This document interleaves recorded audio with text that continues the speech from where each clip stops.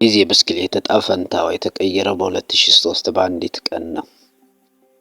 በሀገረ እንግሊዝ የሚደረገውን የብስክሌት ውድድር በበላይነት የሚመራው አካል ዴቭ ብሬስፎርድን አዲሱ ዳይሬክተር አድርጎ ሾመ። በዚህ ወቅት የሀገሪቱ የብስክሌት ዘርፍ በመካከለኛ ደረጃነት ወደ 100 የሚጠጉ ዓመታትን አሳልፏል። ከ1908 በኋላ የእንግሊዝ ብስክሌተኞች በኦሎምፒክ ውድድር ማግኘት የቻሉት አንድ የወርቅ ሜዳሊያ ብቻ ነበር። በቱር ደ ፍራንስ ያመጡት ውጤት ደግሞ በጣም ዝቅተኛው ነው። በ110 ዓመታት ውስጥ አንድም የእንግሊዝ ብስክሌተኛ ይህን ውድድር አሸንፎ አያውቅም። የዘርፉ ውጤታማነት መውደቅን ተከትሎ የብስክሌት አምራች ምርቶቻቸውን ለእንግሊዝ ብስክሌተኞች ለመሸጥ ፈቃደኛ እስካለመሆን ጭምር ደርሰው ነበር። ምክንያቱም ገበያቸው ላይ ተጽዕኖ እንዳይኖር በመፍራት። በዚህ ሁኔታ ውስጥ ነበረ ብሬንፎርድ ዘርፉን ለመቀየር የተቀጠረው። ከእሱ በፊት ከነበሩት አሰልጣኞች ሁሉ የተለየ የሚያደርገው ነገር ቢኖር እሱ የጥቃቅን ትርፎች ድምር ያለውን ቁጣ ቀረሽ ቁርጠኝነት ነው። ይህን ለመስራት ከምፈልገው ነገር ውስጥ ቀጭን የመሻሻያ ቦታን የመሻት ፍልስፍና ነው። ብሬንፎርድ እንዲህ ይላል፣ መርሁ በሙሉ የተወሰደው እያንዳንዱ የምታስበውን ነገር መሰባበር ወደ ብስክሌት መንዳት መውሰድ። እያንዳንዱ በ1% ማሻሻል ከቻልክ በኋላ ሁሉንም አንድ ላይ በማጣመር አስደናቂ ውጤት ማምጣት ይቻላል ከሚለው ሀሳብ ነው። ብሬንፎርድ እና አሰልጣኞቹ ከአንድ ፕሮፌሽናል ቡድን የሚጠበቀውን አይነት ማሻሻያዎች አደረጉ። ብስክሌቶቹን ለተወዳዳሪዎች በሚመች መልኩ እንደገና አሰሯቸው። ጎማዎቹንም በአልኮል በመቀባት በቀላሉ የሚሽከረከሩ እንዲሆኑ ለማድረግ ሞከሩ። ብስክሌተኞቹም በኤሌክትሪክ ኃይል የሚሞቅ የቁምጣ ተደራቢ እንዲለብሱ በማድረግ በሚነዱበት ሰዓት ተገቢውን የሰውነት የሙቀት መጠን እንዲኖራቸው ለማድረግ ሞከሩ። እንደዚህ ያሉ በርካታ ቴክኒካዊ ማሻሻያዎችን በማድረግ ስራቸውን ጀመሩ። በእነዚህም አላቆሙም። አሰልጣኙና የቡድኑ አጋሮቹ በሌሎች ብዙም በማይታሰቡ ዘርፎችም ላይ የ1% ማሻሻያ እንዲመጣ መስራት ጀመሩ። በርካታ የማሳጅ ጀሎችን በመሞከር ጡንቻ ቶሎ እንዲያገግም የሚረዳው የትኛው ጀል እንደሆነ ለመለየት ሞከሩ። ባለሙያዎችን በመቅጠር ስፖርተኞቹ እንዴት ቢታጠቡ በብርድ የመመታት ዕድላቸው እንደሚቀንስ እንዲያሰለጥኗቸው አደረጉ። ስፖርተኞች የተሻለ ንቃት ይዘው እንዲነሱ በምን አይነት ፍራሽ ላይ ምን አይነት ትራስ ተንተርሰው መተኛት እንዳለባቸውም ለዩ። በቡድናቸው መኪና ውስጥም ነጭ በመቀባት ተጫዋቾች የሚያዩትን አቧራ መጠኑ እንዲያንስ አደረጉ። እንደዚህና ሌሎች በመቶ የሚቆጠሩ ማሻሻያዎች ተጠቅመው የሚጠበቀው ውጤት እጅግ በፈጠነ ጊዜ አመጡት። ብሬንፎርድ ከተቀጠረ በኋላ በ5 ዓመታት ውስጥ የእንግሊዝ የብስክሌት ቡድን ጎዳናዎችን ተቆጣጠረ። የ2008ቱን የቤጂንግ ኦሎምፒክ የዘርፉን ውድድሮች በብዛት በማሸነፍ 60% የሚሆኑትን ሜዳሊያዎች ጠራርጎ ወሰደ። ከ4 ዓመታት በኋላ የኦሎምፒክ ውድድር ወደ ለንደን ሲመጣ የእንግሊዝ የብስክሌት ቡድን 9 የኦሎምፒክ እና 7 የዓለም ክብረ ወሰኖችን በመሰባበር በሜዳሊያዎች ተንበሸበሸ። በዚያው ዓመት ብሬድሊ ዊንግስ ቱር ደ ፍራንስ ለማሸነፍ የመጀመሪያውን እንግሊዛዊ ብስክሌተኛ ሆነ። በቀጣይ ዓመት ደግሞ የቡድኑ ጓደኛው ክሪስ ፍሩል ይህንን ውድድር አሸነፈ። ቀጥሎም ሂጋላቢ ውድድሩን በ2015፣ በ2016፣ በ2017 አሸነፈ። በዚህም እንግሊዝ በ6 ዓመታት ውስጥ 5 ጊዜ ቱር ደ ፍራንስ አሸናፊ እንድትሆን አደረጋት። ከ2007 እስከ 2017 ባሉት 10 ዓመታት ውስጥ የእንግሊዝ ብስክሌተኞች 178 ውድድሮችን፣ 66 የኦሎምፒክ እና የፓራኦሎምፒክ ሜዳሊያዎችና 5 የቱር ደ ፍራንስ ውድድሮችን በማሸነፍ ዘርፉን ተቆጣጠሩት። ይህ አስደናቂ የዘርፉ ስኬት ተብሎ በስፋት ተጠቀሰ። ይህ እንዴት ሊሆን ቻለ? መካከለኛ አትሌቶች የነበረውን ቡድን እንዴት በጥቃቅን ለውጦች ብቻ እንዲህ አይነት ስኬት ላይ ሊወጣ ቻለ? ጥቃቅን መሻሻሎች ተጠራቅመው ትልቅ ልዩነት የሚፈጥሩት እንዴት ነው? ይህንን ስልትስ በህይወታችን ውስጥ መድገም የሚችለው እንዴት ነው? የአንድን ወሳኝ ቅጽበት ሚና ከፍ አድርጎ ማየትና በየቀኑ የሚደረጉ ጥቃቅን መሻሻሎችን ሚና ዝቅ አድርጎ ማየት ቀላል ነው። ብዙውን ጊዜ ትልቅ ስኬት ትልቅ ተግባርን እንደሚፈልግ አድርገን ራሳችንን እናሳምነዋለን። ክብደት መቀነስም ይሁን ትልቅ ቢዝነስን መገንባት ወይንም መጽሐፍ መጻፍ ይሁን ውድድርን ማሸነፍ የትኛውንም ሌላ ግብ ለማሳካት ሁሉም ሰው የሚያወራለት አይነት መሬት የሚያንቀጠቅጥ ትልቅ ነገርን መስራት እንዳለብን በማመን ራሳችንን እናስጨንቃለን። ጥቃቅን ነገሮችን በ1% ማሻሻልን ግን የማንመኘውና ለእይታም የማይገባ ነገር ነው። ይሄኛው አይነት ግን የመሻሻል መንገድ ከፍተኛ ውጤት የማምጣት አቅም አለው። በተለይ በረዥም ጊዜ ትንሽ ለውጥ በጊዜ ሂደት የምታመጣው ልዩነት አስደናቂ ነው። ሂሳባዊ ስሌቱ ይህን ይመስላል። ለ1 ዓመት ሙሉ በቀን 1% እያሻሻልን ብንሄድ በዓመቱ መጨረሻ መጀመሪያ ከነበርንበት በ37% እንሻሻላለን። በተቃራኒው ደግሞ በቀን በ1% ወደ ታች እየሄድን ለ1 ዓመት ከቆየን ወደ 0 አካባቢ እንደርሳለን። በጥቂት ጅማሮ የተጀመረች ተቀባይነት ያላት ትንሽ መሻሻል ተጠራቅማ ታሪክ ትሰራለች። ልማዶች ራስን የማሻሻል ድርብርብ ወለዶች ኮምፓውንድ ኢንተረስት ናቸው። ልክ ገንዘብ በድርርብ ወለድ ራሱን በሚያባዛበት መጠን የልማዶች ውጤትም በደጋገምናቸው መጠን ይባዛል።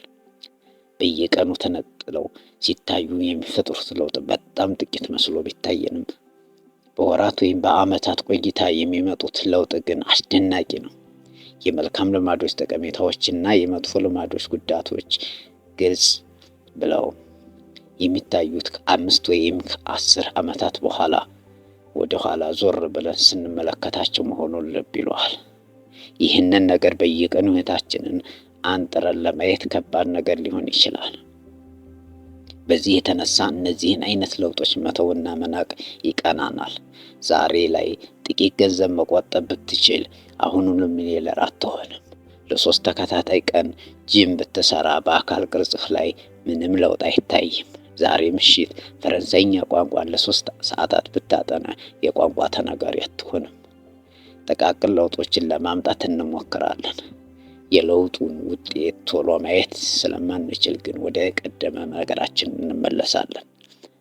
መጥፎው ነገር ደግሞ ይህ የለውጥ ውጤት የሚታይበት ፍጥነት እጅግ ዘገምተኛ መሆን ለመጥፎ ልማዶች እንድንመቻች የሚያደርግ መሆኑ ነው።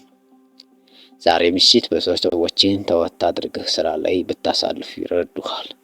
ስራህን የምትጨርስበት ሰዓት ለነገ ብለህ ብታሳድረው ለዚህ የሚሆን ጊዜ ነገ ላይ አይጠፋም። በዚህ መንገድ አንዲትን ውሳኔ መተው ብዙ ከባድ ነገር አይደለም። በየቀኑ ችግሮቻችን በ1% እያባባስን መጥፎ ውሳኔዎችን እየደጋገምን ትንንሽ ስህተቶችን እየሰራን እና ጥቃቅን ምክንያቶችን እያበጀን ከሄድን ግን ድምር ውጤታቸው እጅግ የገዘፈና የከፋ ይሆናል። ብዙውን ጊዜ በህይወታችን ውስጥ ለትልቅ ችግር የሚዳርጉን እነዚህና እንደዚያ የምንሰራቸው ችግሮቻችን በ1% የማባባስ ስራዎቻችንን ድምር ውጤቶች ናቸው። በልማዶቻችን ላይ በምናመጣው ጥቃቅን ለውጥ የምናመጣው ጠቅላላ ውጤት የአውሮፕላንን የበረራ መስመር በጣም በትንሽ ዲግሪ በመቀየር እንደሚመጣው ለውጥ ያለ ለውጥ ነው። ለምሳሌ ከሎስ አንጀለስ ወደ ኒውዮርክ እየበረርክ ነው እንበል። ከላስክ አየር ማረፊያ የተነሳውን አውሮፕላን ፓይለቱ በ3.5 ዲግሪ ወደ ደቡብ ቢቀይረው መዳረሻ የሚሆነው ኒውዮርክ ሳይሆን ዋሽንግተን ዲሲ ነው። እንዲህ አይነት ትንሽ ለውጥ ስትነሳ አካባቢ አይታወቅም። የአውሮፕላኑ አፍንጫ አቅጣጫውን የሚቀይረው በጣም በትንሽ ጫማዎች ናቸው። ጉዞው መላው አሜሪካን ሲያካልል ግን መዳረሻህ መጀመሪያ ካሰብከው ቦታ በመቶዎች በሚቆጠሩ ማይሎች ርቀት ላይ ይሆናል። በተመሳሳይ ሁኔታ በየቀኑ በልማዳችን ላይ የምናሳያቸው ጥቃቅን ለውጦች ህይወታችንን ፍጹም የተለየ መዳረሻ ይሰጡታል። በ1% የተሻለ ወይም በ1% የወረደ ውሳኔ መስጠት ትርጉም ሊኖረው የሚችል ለውጥ አይመስለንም። በጊዜ ሂደት ግን አሁን አንተ በሆንከው እና አንተ ትሆን በነበረው ማንነት መካከል ያለውን ልዩነት የሚፈጥሩ እነዚህ ጥቃቅን ልዩነቶች ናቸው። ስኬት የየቀኑ ልማዶች ድምር ውጤት ነው። ወሳኙ ነገር ልማዶቹ ወደ ስኬት የሚወስዱህ ናቸው ወይስ አይደሉም የሚለው ነው።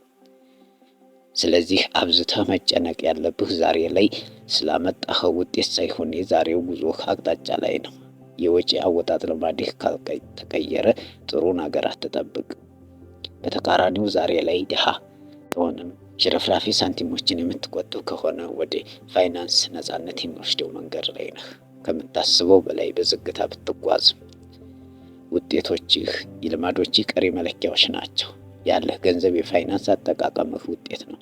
እውቀትህም የመማር ልማድህ ቀሪ መለኪያ ነው።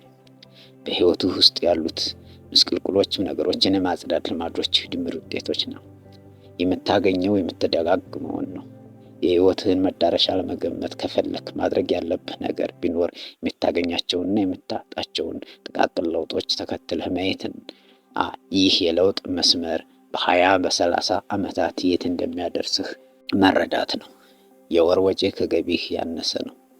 በየሳምንቱ የአካል ብቃት እንቅስቃሴ ትሰራለህ።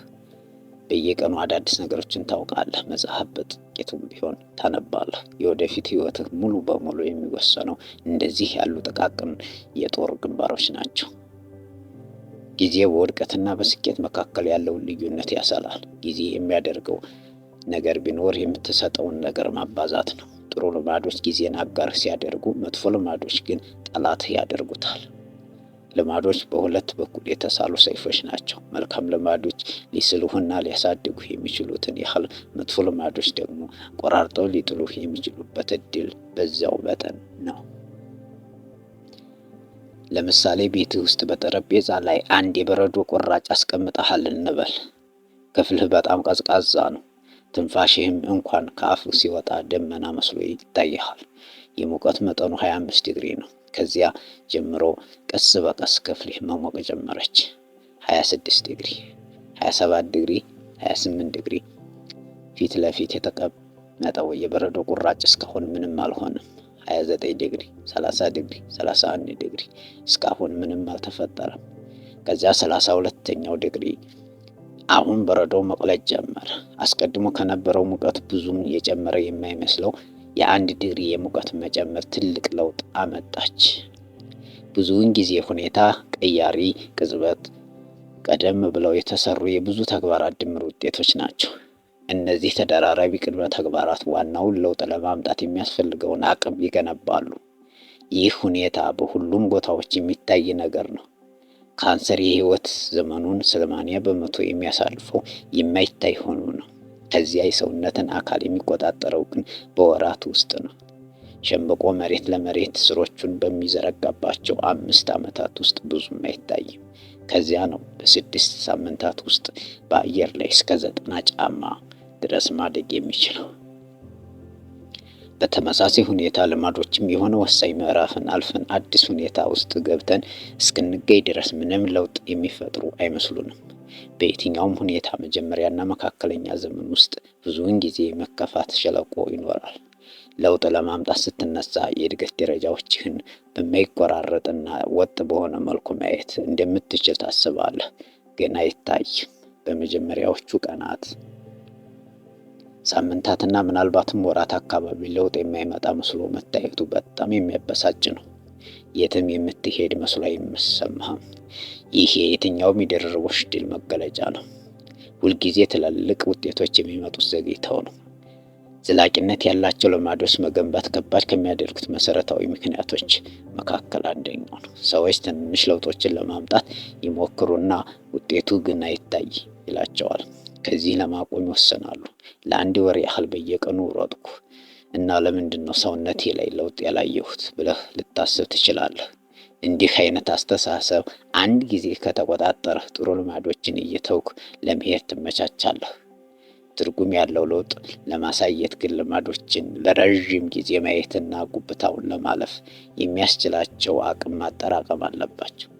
እኔ የተፈጣፈነ ችሎታ ጉብታ ዘ ፕላቶ ኦፍ ላተንት ፖቴንሻል የሚለው ይሄንን ነው። ጥሩ ልማድ ለመገንባት ወይም መጥፎ ልማድ ለመተው ስትታትር ወይም ስትታገል ራስን ብታገኘው የመሻሻል አቅም አጥተህ እንዳይመስልህ። ይልቁንም እንደዚህ የሚሆነው ገና የተዳፈነው ችሎታህን ጉብታ ስላለፍክ ነው። ጠንክሬ በሰራም ውጤት አላመጣውም አይነት አቤቱታ በረዶ ለምን በ26 በ27 እና በ28 ዲግሪ አልቀለጠም ብሎ ቅሬታ እንደማቅረብ ያለ ነው። ድካምህ አልባከነም፣ እየተጠራቀመ ነው እንጂ። ሁሉም ድካሞች ተደማምረው 32 ዲግሪ ላይ ውጤት ማየት ይጀምራሉና በስተመጨረሻ የሚቅ ችሎታ ጉብታህ ስታልፍ ሰዎች ስኬትህን የአንድ ቀን ስኬት ብለው ይጠሩታል። የውጭው ዓለም ሁሉንም የለውጥ ደረጃዎችን አያይም። ሰዎች ማየት የሚችሉት ድራማዊ የሆነውን የለውጡን ፍሬ መገለጫ ብቻ ነው። አንተ ግን ለዚህ ያበቁህ ምንም ለውጥ እያሳየህ በማይመስል ሰዓት ሁሉ የሰራሃቸው ጠንካራ ስራዎች መሆናቸውን ታውቃለህ። በአንድ ነገር ላይ ለመንገስ ትዕግስት የግድ አስፈላጊ ነው። ከውጤታማዎቹ የኤንቢኤ ቡድኖች መካከል ተጠቃሽ የሆነው ሳን አንቶኒዮ ስፐርስ ከማህበራዊ ቀራጺው ከጃኮብ ሪድ ወስዶ በተጫዋቾቹ ሎከር ላይ የሰቀለው አንድ ጥቅስ አለ። ጥቅሱ እንዲህ ይላል: ሁሉ ነገር ምንም ለውጥ የማያመጣ በሚመስለኝ ጊዜ ሄጄ የማየው ድንጋይ ፈላጭ አለ። ይህ ፈላጭ ድንጋዩን በድንጋይ መፍለጫው 100 ጊዜ ይመታዋል። በዚህ ሁሉ ድካም ውስጥ ግን ምንም የመሰንጠቅ ምልክት ድንጋዩ ላይ አይታይም። በ101ኛው ምት ግን ድንጋዩ ለሁለት ይሰነጠቃል። እኔ ግን ድንጋዩን የሰነጠቀችው 101ኛዋ ምት ብቻዋን ሳትሆን 101ዱ ምቶች በአጠቃላይ ተደማምረው እንደሆነ አውቃለሁ። ሁሉም ትልልቅ ነገሮች የሚነሱት ከትንንሽ ጅማሮች ነው። የእያንዳንዱ ልማድ ዘር አንዲት ትንሽ ውሳኔ ነው። ይህቺ ውሳኔ ስትደጋገም ግን ልማድ እያደገና እየጠነከረ ይሄዳል። ስሮቿ እየተስፋፉ ይሄዱና ቅርንጫፍ ማውጣት ትጀምራለች።